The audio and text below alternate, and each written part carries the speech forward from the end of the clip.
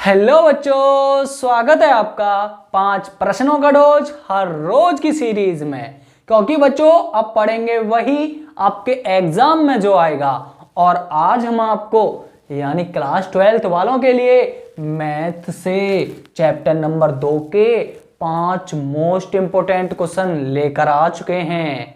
और chapter number 1 की video मैंने आपको प्रोवाइड करा दी है, आप प्ले लिस्ट में जाकर उसे जरूर देखें।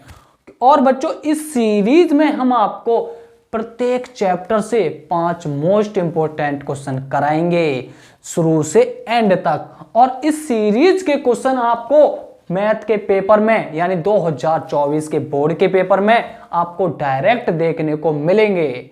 अगर अब की बार आपको पूरा पेपर फाड़ के आना है तो जुड़े रहिए हमारे चैनल के साथ और देखते रहिए इस सीरीज की वीडियो को। तो चलिए फिर आज चलते हैं इस सीरीज की दूसरी वीडियो पर, जो कि चैप्टर नंबर 2 से है यानी प्रतिलोम त्रिकोणमिति से है। और बच्चों इस प्रतिलोम त्रिकोणमिति से केवल आपको ऑब्जेक्टिव क्वेश्चन ही बनेगा और ये ऑब्जेक्टिव क्वेश्चन आपके इन 5 क्वेश्चन में से कहीं भी बाहर नहीं जाएगा। तो आपकी स्क्रीन पर है, आप जल्दी इसको सॉल्व करो और फिर उसके बाद टिक करो कौन सा सही है, फिर मैं आपको यहां पर सॉल्व कराता हूं। तो चलिए फिर चलते हैं इसके सॉल्यूशन पर।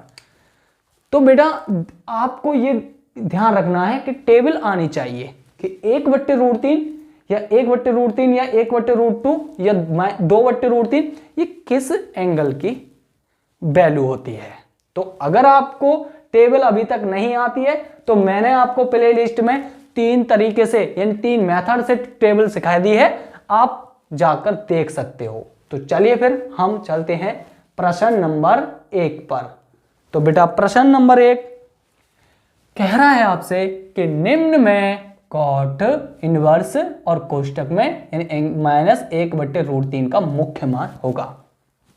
तो मैं आपको बता दूं, इन क्वेश्चनों को हल करने से पहले आपको जो 6 फॉर्मूले हैं छोटे से वो पता होने चाहिए। वो छोटे से फॉर्मूले 6 कौन से हैं एक बार मैं आपको रिवाइज करा देता हूं, जिससे कि इन क्वेश्चनों को आप 2 सेकंड में कर दोगे। तो भाई कुछ चलो पहले फॉर्मूले देख लेते हैं। तो फॉर्मूला है एक आपका कि अगर साइन -x हो जाए यानी साइन इनवर्स -x हो जाए यानी नेगेटिव एंगल हो जाए तो आपको पता है कि ये माइनस जो है बाहर फेंक देता है, यानी ये हो जाता है -sin इनवर्स x और पॉजिटिव हो जाता है x। इसी प्रकार नंबर 2 कॉस इनवर्स, ये बेटा प्रॉपर्टी जाना बहुत जरूरी है, अगर ये नहीं आते हैं तो आप गलत ऑप्शन टिक कर आओगे। तो ये कॉस इनवर्स -x है कि ये पाई में से घटता है और ये पॉजिटिव हो जाता है। इसी प्रकार number 3 tan inverse -x minus को बाहर फेंक देता है और ये पॉजिटिव हो जाता है। इसी प्रकार नंबर 4 कॉट भी यानी कॉट जो है पाई में से घट जाता है और ये पॉजिटिव हो जाता है। इसी प्रकार नंबर 5 सेक इनवर्स, आपको यहां तक फॉर्मूले याद होंगे या अभी तक याद नहीं है तो याद कर लो बेटा, ये क्योंकि बहुत ही जरूरी है। तो ये सेक भी क्या होता है, पाई में से घट जाता है और पॉजिटिव हो जाता है। अब नंबर 6 लास्ट कोसेक, ये कोसेक माइनस को बाहर फेंक देता है। तो बेटा इतने ये फॉर्मूले आपको आने चाहिए जिससे कि इन क्वेश्चनों को आप जल्दी सॉल्व कर दोगे। अब देखो इनकी मदद से मैं कैसे इनको सॉल्व करता हूं। कॉट इनवर्स हमें पता है ये नेगेटिव आ रहा है, एंगल में नेगेटिव है, तो इसको पहले पॉजिटिव करना है। पॉजिटिव करने के लिए हम जानते हैं कि कॉट जो है ये पाई में से घटता है और पॉजिटिव हो जाता है। इसी प्रकार हम हल करेंगे, यानी यहां लिख देता हूं सॉल्यूशन। तो यानी कॉट इनवर्स कितना है, ये -1/√3। तो मैं क्या करूंगा, इसको पहले पॉजिटिव बनाऊंगा। पॉजिटिव के लिए पाई में से घटा दूंगा इसको और ये हो जाएगा पॉजिटिव। अब बस ओनली आपको ये देखना है कि कॉट में 1/√3 किस एंगल की वैल्यू होती है।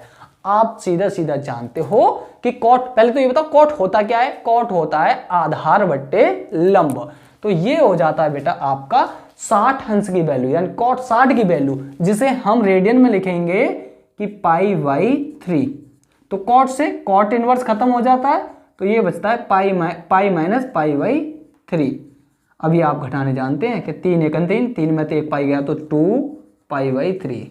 तो ये आपका आंसर हो जाएगा 2π/3। देखो जल्दी कौन सा ऑप्शन सही है, सी ऑप्शन सही। जल्दी में हम π/3 ऑप्शन टिक कर आते हैं, जो कि गलत हो जाता है।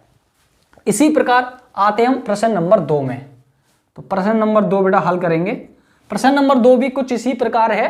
तो ये आप जानते हैं कि ये कॉस देखो जल्दी फटाफट, इसमें कॉस जो है पाई में से घटता है और यानी पाई में से घटता है और पॉजिटिव हो जाता है। इसी प्रकार इसको सॉल्व करेंगे तो ये हो जाएगा पाई माइनस और कॉस इनवर्स 1/√3 पॉजिटिव हो जाएगा, क्योंकि ये हमने पाई में से घटा दिया है। तो आपको अब ये पता होना चाहिए बेटा कि 1/√3 कॉस में किस एंगल की वैल्यू होती है। तो ये होता है आधार बट्टे कर्ण, यानी ये भी कॉस 60 की ही वैल्यू होती है। तो इसको लिखूंगा मैं रेडियन में 60 को π/3। कॉस से कॉस इनवर्स खत्म, तो ये पाई माइनस π/3। तो 3 एकन 3, 3 पाई में से 1 पाई गया तो 2π/3। इसका भी आंसर आएगा 2π/3। जल्दी फटाफट, अरे इसका भी सी ऑप्शन है, तो इसका भी सी था, इसका भी सी था। तो अब प्रश्न नंबर 3, प्रश्न नंबर 3 है कि कॉस इनवर्स, आपके केवल वही क्वेश्चन है, केवल 1/√3 की जगह 1/√2 आ गया है। तो आपको बस ये देखना है कि 1/√2 किस एंगल की वैल्यू होती है कॉस में, कि कॉस 45 की होती है, और कॉस 45 को हम क्या लिखते हैं π/4 रेडियन में। तो यहां पर केवल π/4 हो जाएगा। तो मैं क्या करूंगा कि पाई माइनस π/4, तो 4 एकन 4, 4 में से 1 पाई गया तो 3π/4।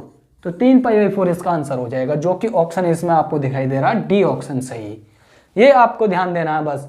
अब बात करते हैं प्रश्न नंबर 4 में। प्रश्न नंबर 4 है निम्न में, यह भी इसी प्रकार है, सेक इनवर्स है, पर सेक इनवर्स -2/√3। ध्यान दो बेटा, कुछ ज्यादा जल्दी तो नहीं है, आप कमेंट करके बता देना, मैं स्पीड अपनी कम कर दूंगा।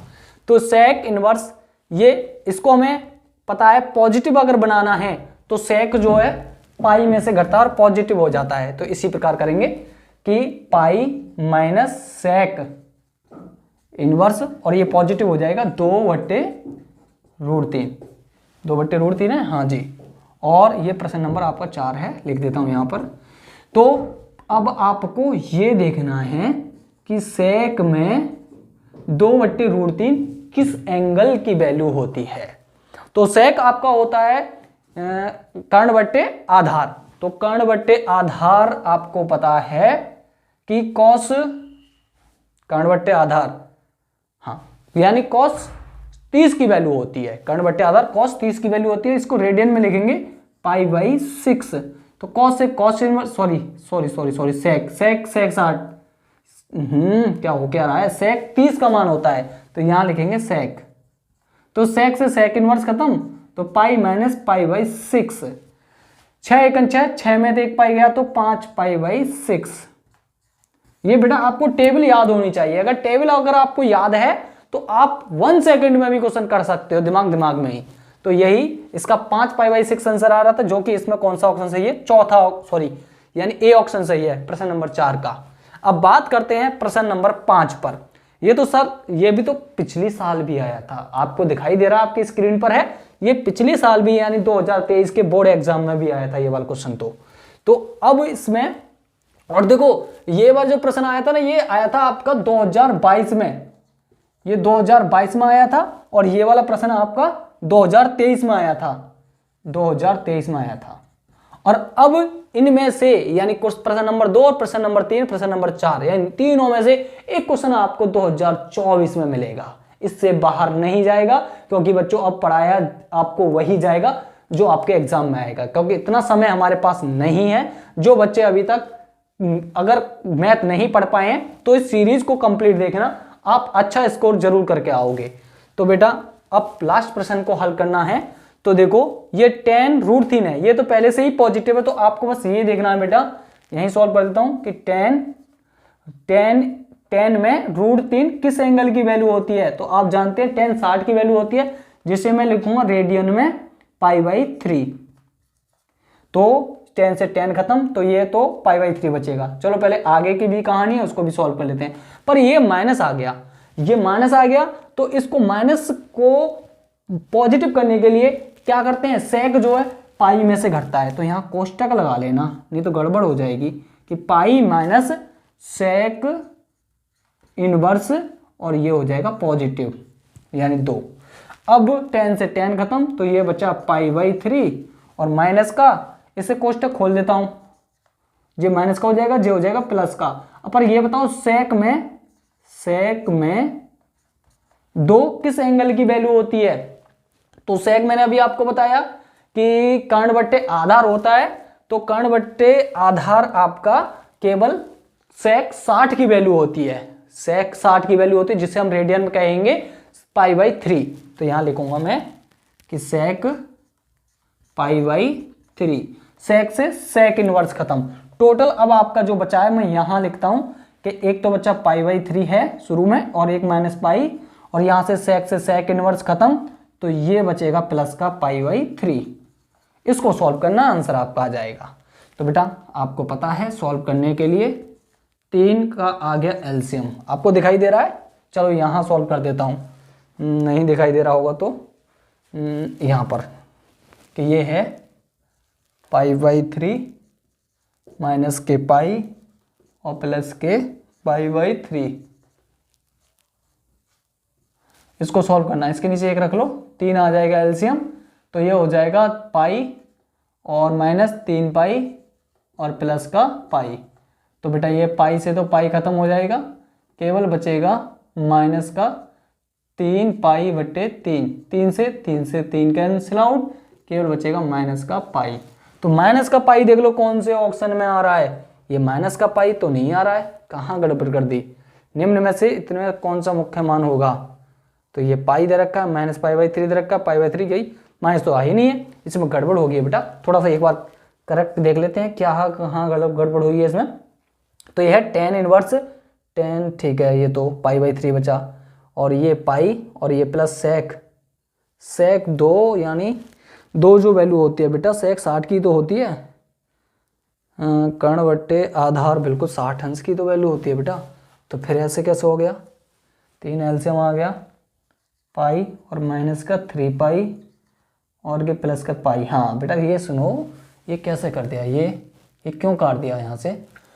ये पाई प्लस का है, ये भी प्लस पाई का है, यार क्या कर रहे हो सर, इतनी गलतियाँ तो हम भी नहीं करते। तो यानी ये पाई और ये पाई 2 पाई हो जाएगा, 2 पाई में से 3 पाई गया, तो माइनस का केवल पाई बचेगा, और नीचे कितना है 3, माइनस का π/3। तो ये है माइनस का π/3, बी ऑप्शन सही। देख रहे हो बच्चा, प्लस प्लस का ही काट दिया। ये आपको कैलकुलस आपको ध्यान रखनी है, क्योंकि मैं थोड़ी नहीं जा रहा एग्जाम में पेपर देने के लिए, मैं तो अभी यहीं पर हूं, तो मैं अपनी गलतियों को सुधार सकता हूं। लेकिन अगर आप बोर्ड एग्जाम में ऐसी गलती कर आए तो आप सुधार के नहीं आ पाओगे, इसीलिए इसको ध्यान से करके आना है और इसी प्रकार सॉल्व करके आना है। तो अगर आपको ये वीडियो पसंद आई हो तो वीडियो को लाइक एंड शेयर जरूर करना, और जो बच्चे हमारे चैनल पर नए हैं वो इस चैनल को जरूर सब्सक्राइब करें और बेल आइकन जरूर प्रेस कर लें, ताकि जब भी नई वीडियो आपको प्रोवाइड करा दी जाएगी उसका नोटिफिकेशन आपको तुरंत मिल जाया करे।